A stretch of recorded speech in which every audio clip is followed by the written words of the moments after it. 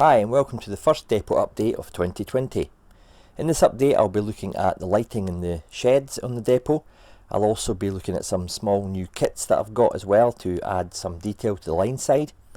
I'll be going through a step by step on how to produce a small line side scene, and I'll also put in some running shots as well. Hope you enjoy the video. Any questions? Just ask.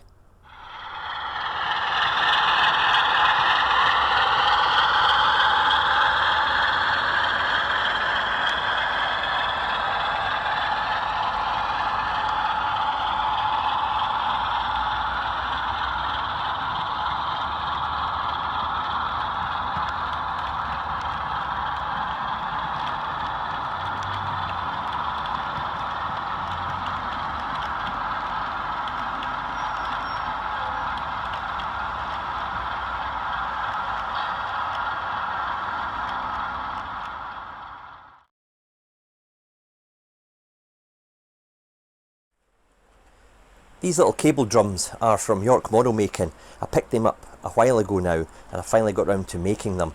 They're quite nice kits actually, very well detailed. You can have them empty like the one at the right there, and you can have one that's still full and encased like the one on the left.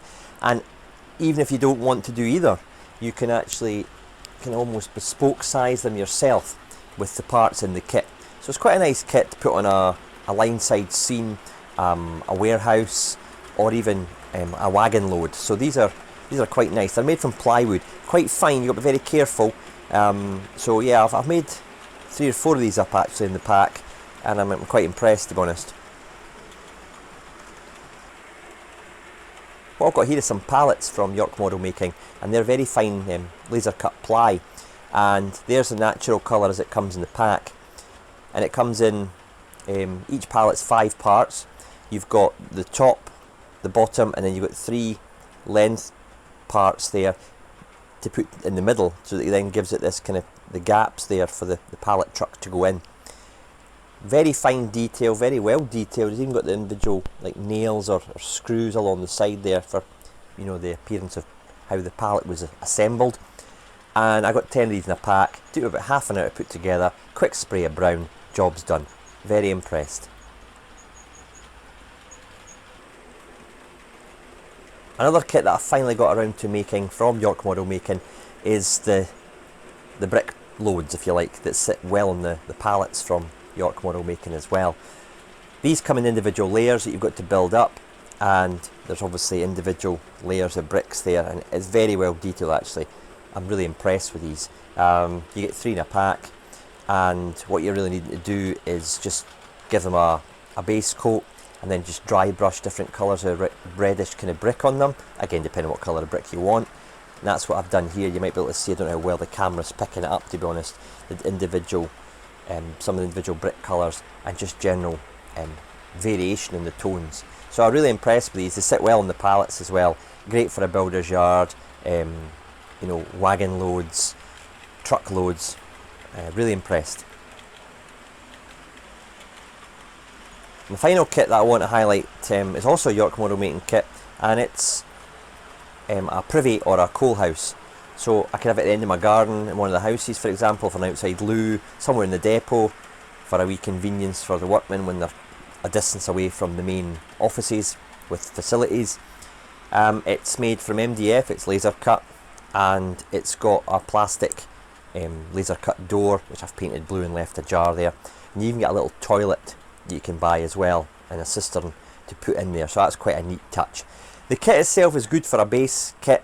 You might want to do a wee bit to it, you know, kit bash it to a certain degree. The roof doesn't sit perfectly on the angle, as you can probably see a small gap at the top there. That might need addressing, but as a starter, it's not a bad little kit to play around with.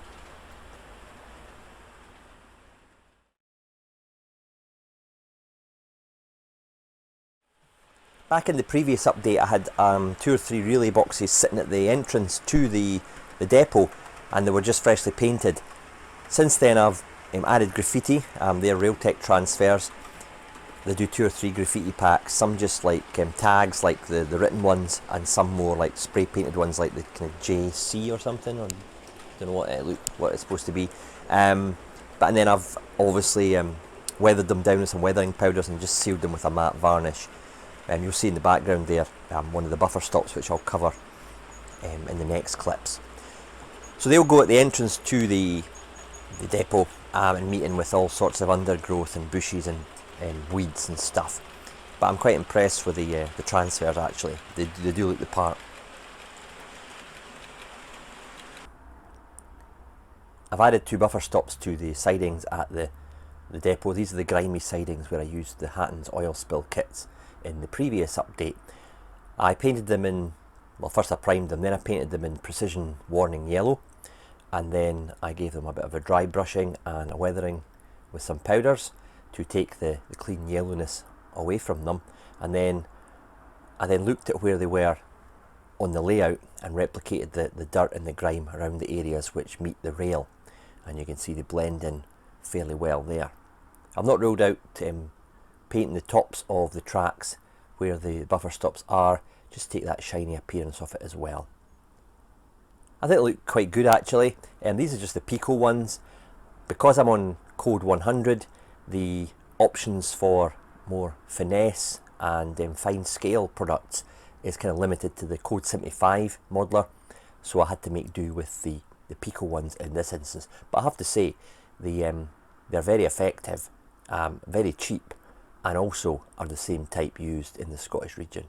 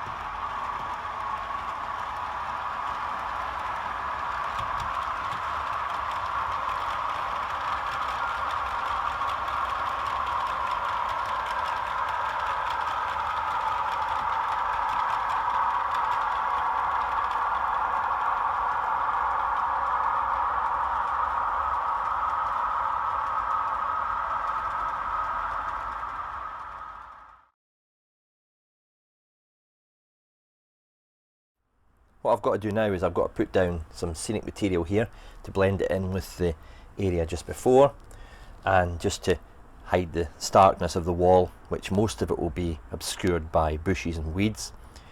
So the first thing I'm going to do is I'm going to put down a base coat of fine turf in soil blend, and then build up the coats, and I'll take you through it to complete the scene. Obviously I've got my relay boxes sitting there just now. That's probably not where they'll end up, to be honest.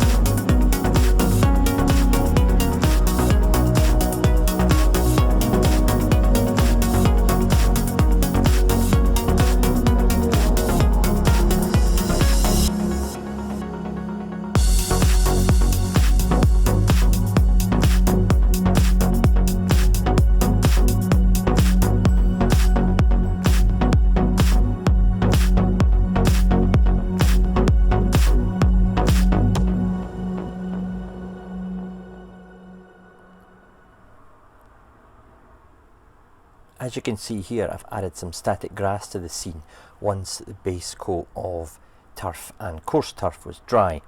Now you might be thinking, oh, they're all white blotches, but that'll darken obviously as the glue dries. It's just literally been static grassed, and then I've vacuumed up the excess.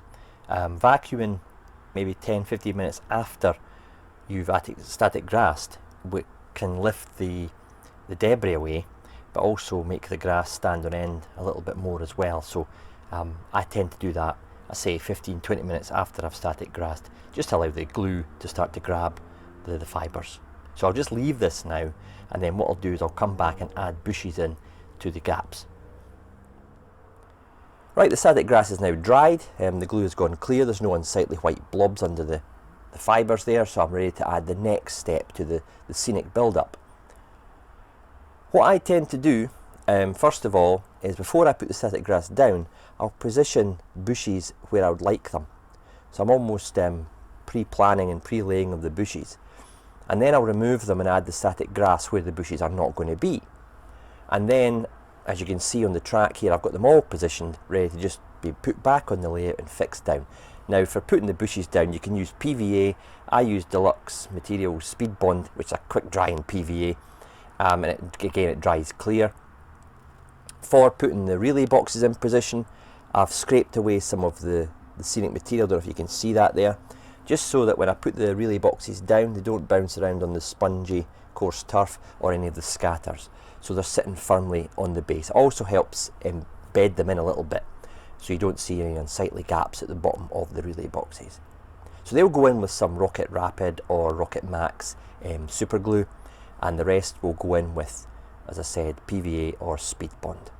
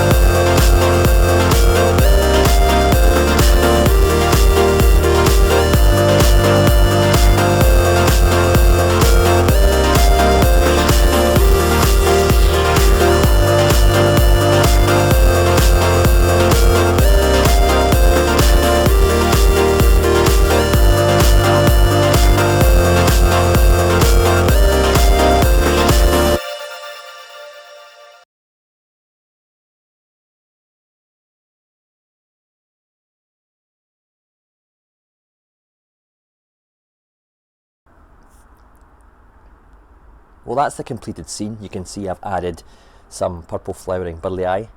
They're found pretty much anywhere, and waste ground, rail sides, embankments, anywhere where there's an opportunity, these weed stroke plants will grow in abundance. So I've added that in, and I think it ties in the scene nicely with an unkept line side bit of waste ground. I quite like the way that the Really Boxes graffiti is added to the scene. I was going to add some graffiti to the walls, but I didn't want to overdo it and take the focal point away from the Really Boxes. So I'll add graffiti on retaining walls along the front of the depot in the future.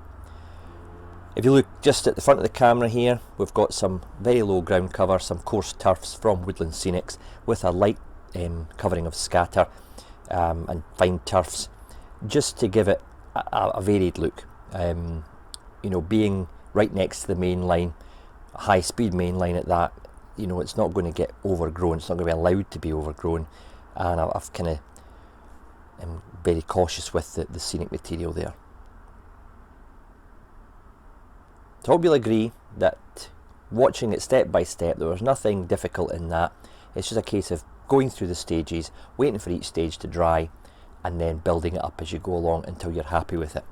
If you overdo something, you can always take some stuff off. If you don't put enough on, you can always add. Try it yourself on a bit of waste ground or line side on your layout. It really is very easy and enjoyable.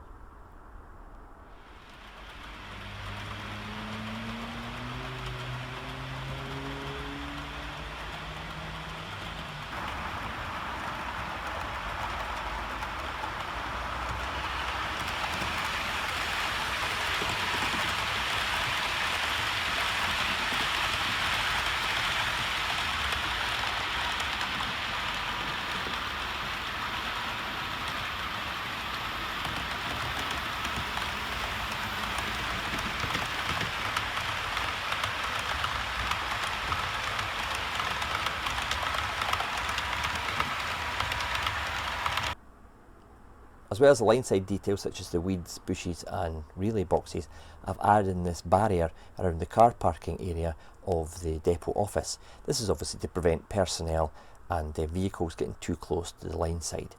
This is a Gauge Master kit, simple case of painting, drilling holes, in this case it was in the ballast, and positioning with some Rocket Max glue. I think it looks quite cool actually and frames the parking area pretty well.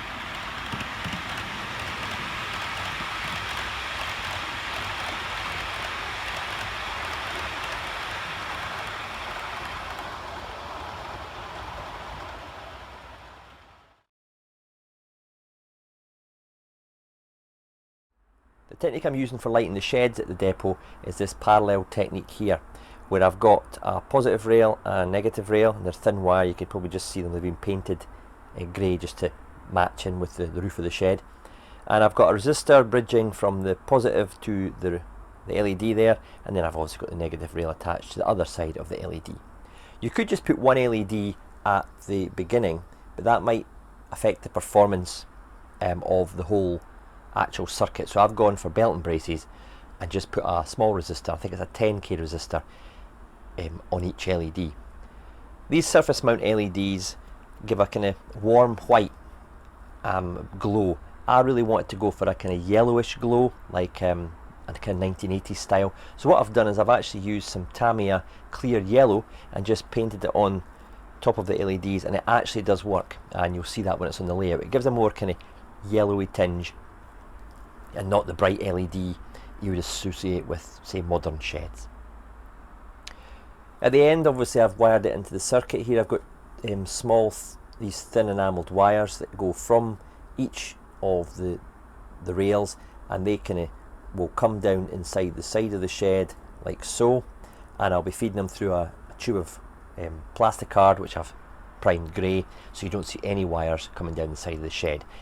Doing it this method is I've only got one hole drilled in the baseboard or the hard standing area, so if I want to dismantle or take the shed away, there's not lots and lots of wires going through different parts of the hard stand, and it's all kind of put into one block, if you like. I've got to really thank Richard from Everard Junction for this kind of idea on lighting. I saw it when I was down at his layout in July. He'd kind of used a similar setup for his carriage shed, so thanks to you, Richard, for the heads up on how to do this. Okay, there's the wires now being fed through this square tubing, as I mentioned in the previous clip. I've just cut two parts with an angle there, so I'm hiding the cabling wherever I can. You can't really see it round about here because it's been painted grey, and it's got a bit of black tack there and black tack there to hold the wires in position and to hold the LEDs against the roof. I couldn't fix them with super glue because it wasn't an even surface at the back of the LEDs, and I was finding quite a challenge to get them to stay. So black tack should give a long-lasting adhesion. If it doesn't, I'll think of something else, but I've tried it on previous things and it seems to hold.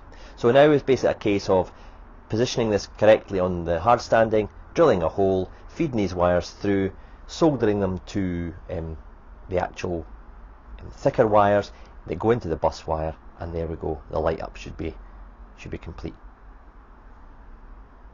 Well, that's the shed now lit and in position. The lights are actually on at the moment, although you can't really tell too much on the camera that they are illuminated, but when I switch the main lights off, you'll see the shed in the darkness.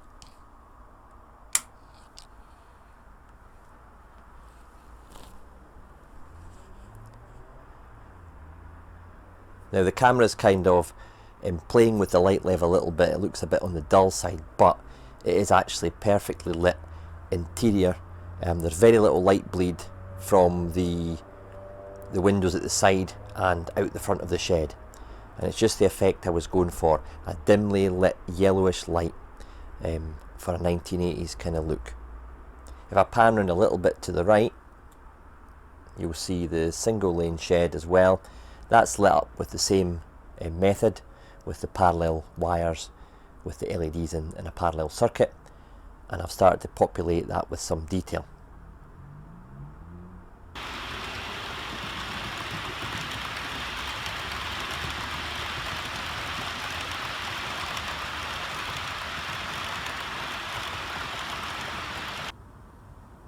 With this view you can see some of the detail I've added into the shed, including the shelving, oil drums, workshop machinery, coolant trolleys, tool benches, tool chests, gas bottle cages and other bits of detail.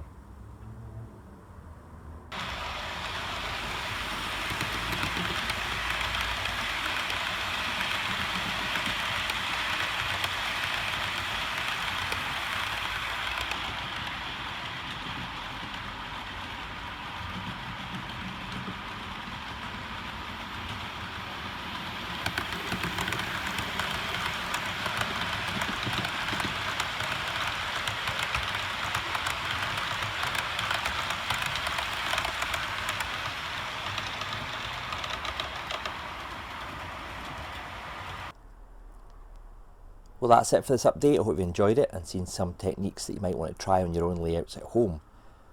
Next month I'll be looking to further detail the depot, including weather and lighting of the main shed, adding some line-side detail within the depot to add some visual interest. I'll also be looking to finish the boiler house, which will go along the back scene of the depot, and also finish wiring in the lighting of this office to the main switchboard so I can alter which rooms are lit. This is something that Richard down at Everard Junction's been doing with his office block, so you might want to check that out. The link will be at the end of the video. In the meantime, I hope you've had fun watching this video, and if you have any questions please get in touch. Until next time, cheers!